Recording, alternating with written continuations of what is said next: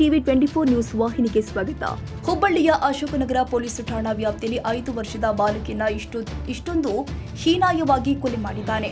ಇದು ಅತಿ ಹೀನ ಕೃತ್ಯ ಅಂತ ಕೇಂದ್ರ ಸಚಿವ ಪ್ರಹ್ಲಾದ್ ಜೋಶಿ ಅವರು ಕಣ್ಣೀರು ಹಾಕುತ್ತಾ ಹೇಳಿದ್ದಾರೆ.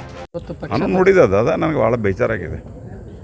ಕತ್ತಿಚಿಗೆ ಸಾಯಿಸೋದು ಅದು ಶೌಚಾಲಯದಲ್ಲಿ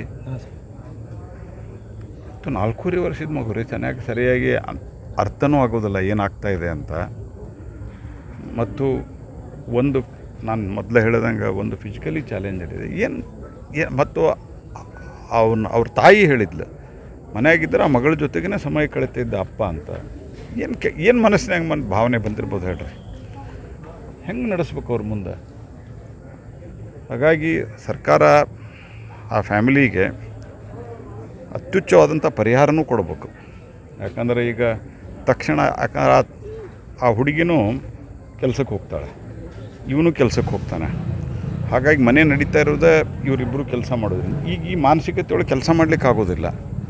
ಹಾಗಾಗಿ ಬೇರ್ ಮಿನಿಮಮ್ ಒಂದು 25 ಲಕ್ಷ ರೂಪಾಯಿ ಪರಿಹಾರವನ್ನು ತಕ್ಷಣ ಸರ್ಕಾರ ಕೊಡೋದು. ಮೀನಾಮೇಷ ಎಣಿಸೋದು, ಭಾಳ ಫಾರ್ಮ್ಯಾಲಿಟಿ ಮಾಡೋದು ಇದೆಲ್ಲ ಮಾಡಲಾರ್ದ ಒಂದು ಅಟ್ಲೀಸ್ಟ್ 25 ಲ್ಯಾಕ್ಸ್ ಮಿನಿಮಮ್ ನಾ ಹೇಳೋದು, ಅಷ್ಟು ಪರಿಹಾರವನ್ನು ಕೊಟ್ಟು ಆ ಸಂಸಾರ ಚೆನ್ನಾಗಿ ನಡಿಬೇಕು. ಮುಂದೆ ಈ ರೀತಿ ಘಟನೆ ಆಗಲಾರದಂತೆ ಕ್ರಮ.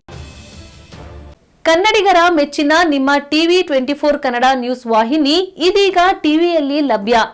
ಕರ್ನಾಟಕ ಮತ್ತು ದೇಶ ವಿದೇಶದ 360 ಡಿಗ್ರಿ ಸುದ್ದಿ ಹಾಗೂ ಉತ್ತರ ಕರ್ನಾಟಕ, ಬೆಳಗಾವಿ, ಬಾಗಲಕೋಟೆ, ಧಾರವಾಡ, ಹಾವೇರಿ, ಗದಗ, ಬಿಜಾಪುರ ಜಿಲ್ಲೆಯ ಕ್ಷಣ ಕ್ಷಣದ ವಿವರವನ್ನ ಪಡೆಯುವುದಕ್ಕೆ ಟಿವಿ 24 ಕನ್ನಡ ನ್ಯೂಸ್ ವಾಹಿನಿಯನ್ನ ಲೈಕ್ ಮಾಡಿ, ವಿಡಿಯೋಗಳನ್ನ ಶೇರ್ ಮಾಡಿ, ಕಮೆಂಟ್ ಮಾಡುವ ಮೂಲಕ ನಮ್ಮ ವಾಹಿನಿಗೆ ಸಹಕಾರ ನೀಡಿ ಮತ್ತು ಚಾನೆಲ್ ಅನ್ನ ಸಬ್ಸ್ಕ್ರೈಬ್ ಮಾಡಿ. Thank you.